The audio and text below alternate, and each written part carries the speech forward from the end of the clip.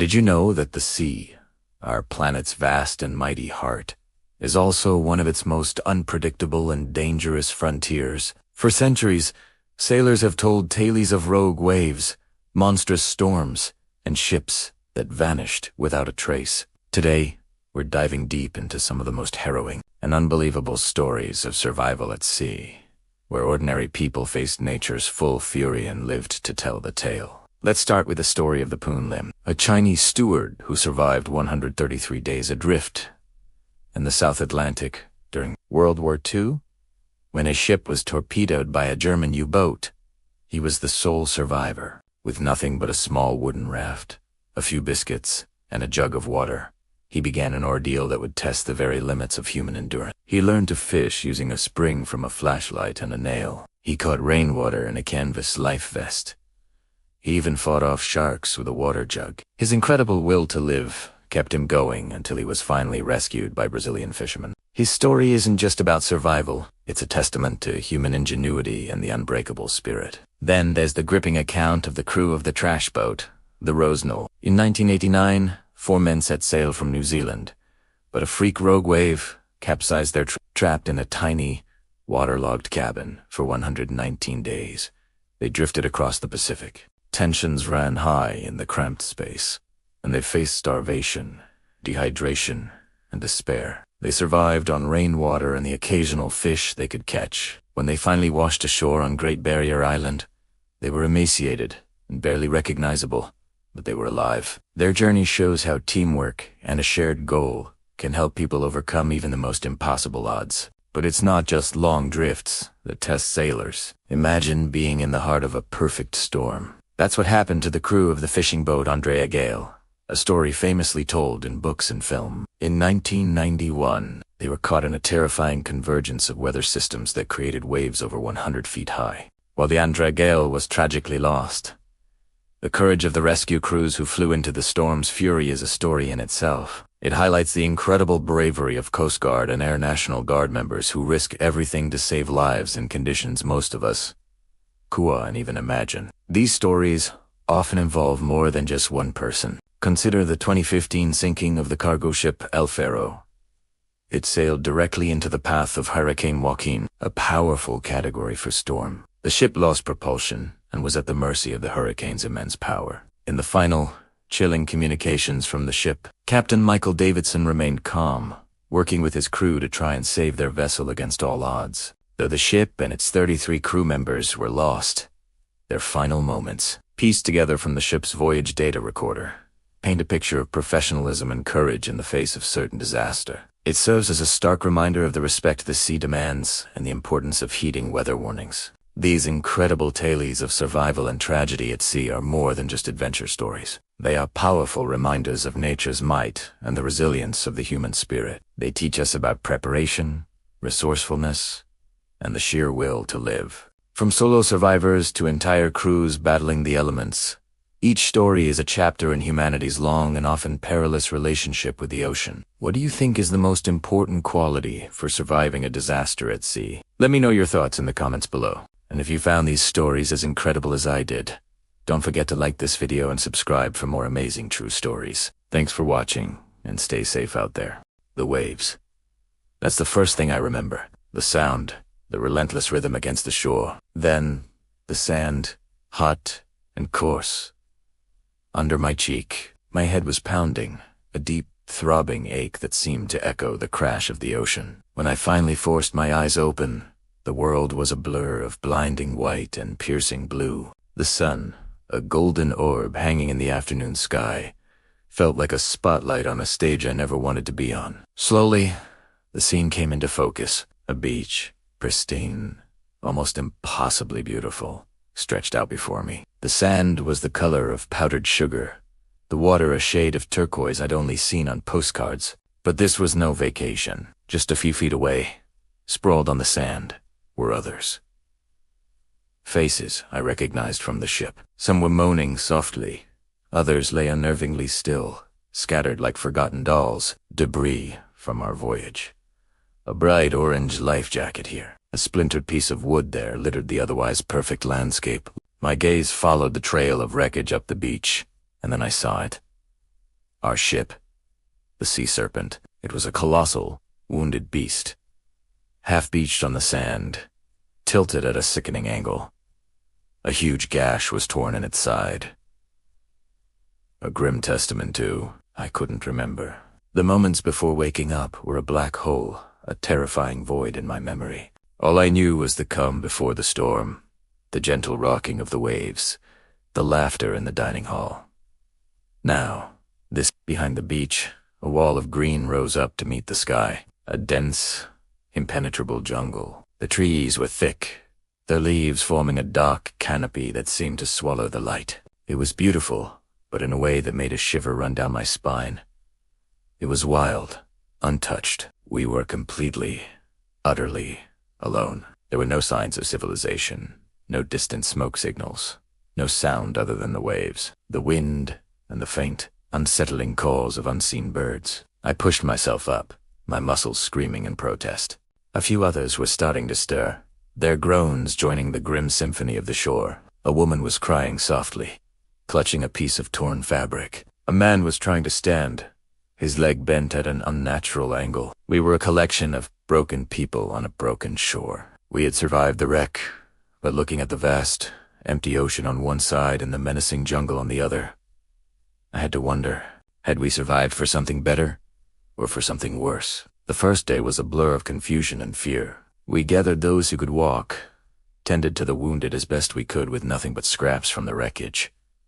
We counted ourselves. Out of over 200 passengers and crew, only 19 of us were here. 19 souls on a deserted island. As the golden sun began to dip towards the horizon, painting the sky in fiery shades of orange and purple, a cold dread settled over me. The beauty of the sunset was a cruel joke. Darkness was coming, and with the darkness, the jungle would come alive. We had no fire, no shelter, no weapons. We had nothing but the clothes on our backs and the terrifying, unspoken question on everyone's mind. What happens now? What happened to our ship? And most importantly, will we ever leave this place? The story of our survival had just begun. Make sure you're subscribed, because you won't want to miss what happens next. Have you ever wondered what you'd do if the person you love was in mortal danger? I'm talking about a life or death situation, where every second counts. It's a question we hope we never have to answer. But for some, it becomes a terrifying reality. Imagine this. You're deep in the heart of a dense, tropical jungle. The air is thick with humidity. The sounds of unseen creatures echo all around you, and the canopy above is so thick that sunlight barely pierces through. It's beautiful, but it's also incredibly dangerous. This is the exact situation our characters, Jin and Sen, found themselves in. They were explorers, adventurers, seeking the untouched wonders of the world, driven by a shared passion for discovery. Their journey had been breathtaking, full of vibrant flora and fauna they'd only ever dreamed of seeing. But in the wild, beauty and peril are two sides of the same coin. One moment, they were navigating a steep, muddy incline, laughing and pointing out exotic flowers. The next, the ground beneath Sen gave way. A sudden landslide, a cascade of earth and rock, sent her tumbling down the embankment. Jin watched in horror as she disappeared from view. He scrambled down after her, his heart pounding in his chest. He found her at the bottom, her leg pinned beneath a massive boulder, her face pale with shock and pain. She was trapped. The rock was immense, easily weighing several hundred pounds, its rough surface digging into the earth around her. Panic began to set in. They were miles from any help, with no way to call for rescue. The jungle, which had been their paradise, was now their prison. In that moment of sheer terror, something shifts. The instinct to survive, to protect, takes over. For Jin, seeing Sen trapped like that was a sight he would never forget. Her distressed expression, her hand reaching out to him. It was a silent plea that struck him deeper than any words could. All the panic. It was still there, but it was overshadowed by a singular, powerful focus. He had to get her out. He couldn't fail. This wasn't just about lifting a rock. It was about fighting back against the crushing weight of fate itself. He knew the odds were against them. He was strong, but was he strong enough? The jungle watched, indifferent. The clock was ticking. He crouched down, positioning himself, his hands finding purchase on the cold, unforgiving stone. He took a deep breath, trying to steady his racing heart. He looked at Sen, their eyes locking. In that shared gaze, a promise was made, a promise of defiance, of hope against all hope. He planted his feet firmly in the soft earth, his muscles tensing. Every fiber of his being coiled like a spring. The sweat was already beading on his forehead, mixing with the dirt and grime. This was the moment of truth. It was him versus the immovable object, with the life of the person he cherished most hanging in the balance. All the training, all the preparation for their expeditions, it all came down to this single, monumental effort. He was about to attempt the impossible. He let out a raw, guttural roar that echoed through the trees, a sound of pure, primal effort. He pushed, he strained, his entire body screaming in protest. The veins in his neck and arms stood out, his knuckles white from the pressure. For a heart-stopping second, nothing happened. The rock didn't budge. Despair threatened to creep in, but he couldn't let it. He pushed harder, channeling every ounce of adrenaline, every memory of their shared laughter, every dream for their future into this one act. And then he felt it. A slight shift, a tremor. The boulder moved, just a fraction of an inch, but it was enough. Hope surged through him like a lightning strike. He adjusted his grip, dug his heels in deeper, and heaved again with everything he had. Slowly, painfully, the massive rock began to lift, creating just enough space for Sen to pull her leg free. This story isn't just about physical strength. It's about the incredible power of the human spirit when fueled by love and desperation. It is a testament to what we are capable of when someone we care about is on the line. Jin and Sen's ordeal in the jungle is a powerful reminder that in our darkest moments, we can find a strength we never knew we possessed. It's the hero within us all, waiting for the moment it's needed most. Thank you for watching. If this story moved you, please hit that like button and subscribe for more tales of survival and the unbreakable human will. See you next time. Have you ever wondered what happens when survival instincts kick in and the rules of society just disappear? Imagine this. You're trapped, cut off from the world, with a small group of strangers. You think you found a safe haven?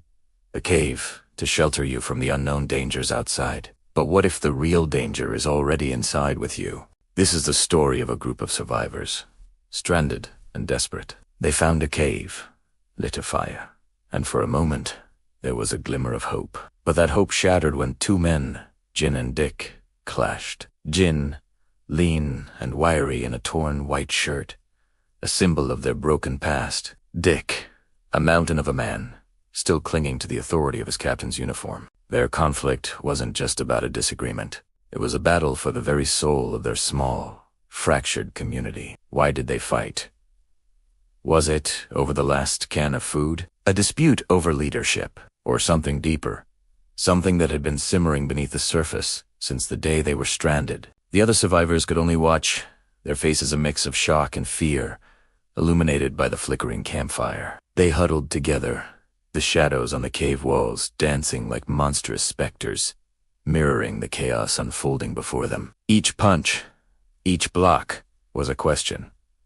Who gets to make the rules now? Who deserves to lead? Jin fought with desperate agility, every move a testament to his will to live, to protect what little they had left. He wasn't just fighting Dick, he was fighting the despair that threatened to consume them all. Dick, on the other hand, fought with the brute force of a man used to being in command, a man who believed order, his order, was the only way to survive. His powerful strikes aimed to crush not just Jin, but any defiance to his authority. This wasn't a clean, choreographed fight from the movies. It was raw, ugly, and real. You could almost feel the grit in the air, the dust kicked up by their frantic struggle. The crackle of the fire was drowned out by the thud of fist against flesh, the grunts of exertion, the gasps of the onlookers. The dramatic side lighting from the campfire painted a scene of brutal intensity, highlighting the sweat on their brows and the fury in their eyes. It was a primal dance of dominance and survival. This single moment, this explosion of violence, defined their future. It drew a line in the sand, forcing everyone to choose a side. Would they follow the man fighting for a shared future, or the one fighting to control it? The tension was so thick, You could cut it with a knife. The outcome of this fight would determine more than just a winner and a loser. It would decide the path they would all walk from that point forward. Would they descend into a Lord of the Flies scenario, where might makes right? Or could they find a way to rebuild, to form a new kind of society from the ashes of the old one? This story explores the raw, unfiltered side of human nature when pushed to the absolute limit. It asks us to consider what we would do in their shoes.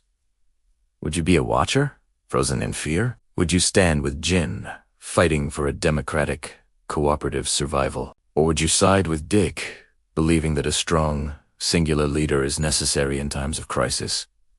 Think about it. When the world ends, and you're left in a cave with a handful of people, who do you become?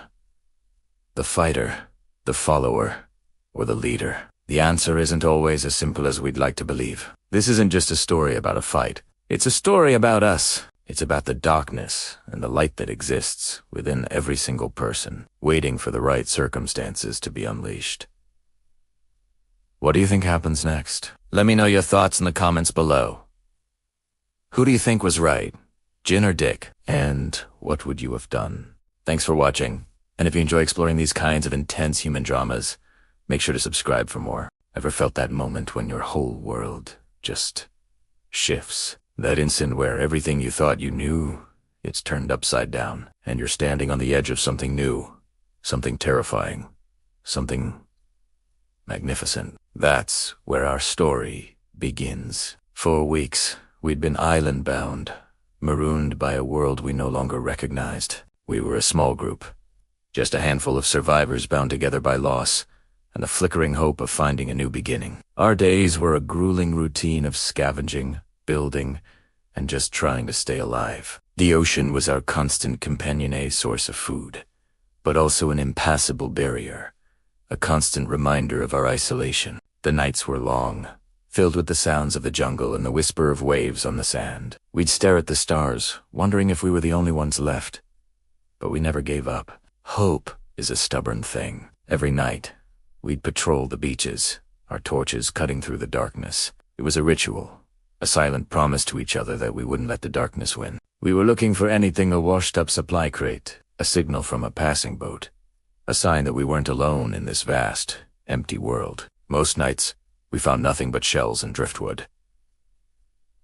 Then came this night. The air was different, heavy with a strange stillness. The moon was a sharp silver crescent, hanging high above, and the stars were scattered like spilled diamonds across the black velvet sky. We walked our usual route, the sand cool beneath our feet, the torched flames dancing and casting long, distorted shadows that followed us like ghosts. We were lost in our own thoughts, lulled by the rhythm of the waves. That's when we saw it. At first, it was just a shadow against the stars, a patch of darkness where there should have been open sky. It was so immense, so unnatural, that my mind couldn't quite process it. We stopped, our hearts pounding in our chests. Kenji raised his torch higher, and the light flickered across something solid, something metal.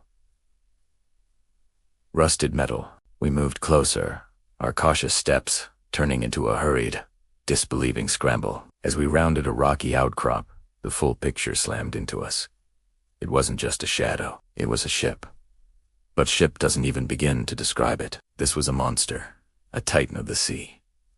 A colossal cargo vessel beached on our shore like a dead whale. It loomed over us, a mountain of rust and steel that blotted out the stars. It was silent, abandoned, a ghost from the world before. We stood there on the sand, our necks craned back, our mouths agape. The low-angle view from where we were made it seem impossibly huge. The moonlight traced the jagged edges of its corroded hull, creating an eerie silver glow. Our torches painted the lower sections in a warm, flickering orange, revealing ladders that climbed up into the darkness and massive anchor chains, thick as tree trunks. You could feel the sheer scale of it, the incredible weight and power this vessel once had. Each rivet, each plate of steel, seemed to tell a story of long journeys across forgotten oceans. A sense of awe washed over us, so powerful it pushed aside the fear. It was the most incredible, most terrifying thing I'd ever seen. The silence was absolute,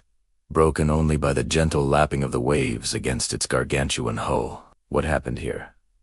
Where did it come from? And the biggest question of all, the one that hung in the air, sparking with a dangerous new hope. What was inside? This ship wasn't just a wreck. It was a promise. It could be a tomb, filled with the ghosts of the past, or it could be a treasure trove, holding the keys to our future. Food, tools, medicine, technology. Maybe even a way off this island. As we looked up at that dark, silent behemoth, we weren't just a group of survivors anymore. We were explorers, standing at the doorway to a great unknown. A new chapter of our adventure was about to begin. Thanks so much for watching our journey unfold. If you're as captivated by this mystery as we are, make sure to subscribe and hit that notification bell. You won't want to miss what we discover inside. See you in the next one. Hey everyone, and welcome back to the channel. Today, we're diving into a concept that flips the script on post-apocalyptic survival. Forget the grim, chaotic worlds you're used to seeing. Imagine a society that not only survives but thrives, rebuilding with creativity and order. I want you to picture this. You're inside the massive hull of a repurposed ship, now a bustling indoor marketplace. The air is filled with a low hum of conversation, a sense of community, and the soft glow of hundreds of hanging lanterns. This isn't a it's a meticulously organized society. So, how do you trade in a world where money is worthless? Here, the currency isn't gold, bullets, or bottle caps. It's playing cards. Yes, simple, colorful playing cards. Right in the center of this market, you see a man named Jang. He's dressed in a surprisingly well-preserved business suit and glasses, a relic from the old world. He's the architect of this system, and he's patiently explaining it to a group of newcomers. He lays out cards on a worn wooden table, explaining the value of each suit and number. Think about the genius of this. A deck of cards is finite, durable, and portable. It's a system built on trust and shared understanding. Around Jing, the market is alive. Makeshift stalls, crafted from salvaged materials, are laden with essential supplies. You see vendors selling everything from canned goods and purified water to hand-cranked radios and warm blankets. People are carefully examining the goods, then looking at the cards in their hands, calculating the value, making deals. A king of spades might get you a week's worth of food, while a simple two of clubs could be enough for a fresh pair of socks. The beauty is in the details. You see a woman trading a rare jack of diamonds for a small collection of medical supplies, bandages,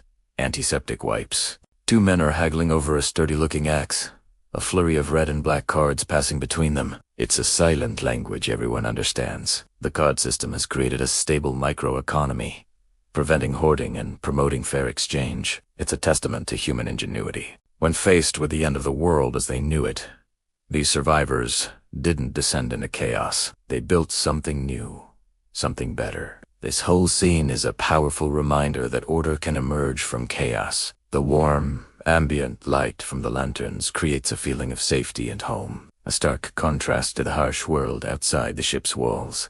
This isn't just about survival. It's about rebuilding a society with its own rules, its own culture, and its own unique form of currency. It shows that even when everything is lost, the human spirit of cooperation and innovation can create a new kind of prosperity. It makes you wonder, what other creative solutions might people come up with in such a world? What would you use for currency? Let me know your ideas in the comments below. Thanks for watching, and don't forget to like and subscribe for more deep dives into fascinating worlds. See you next time.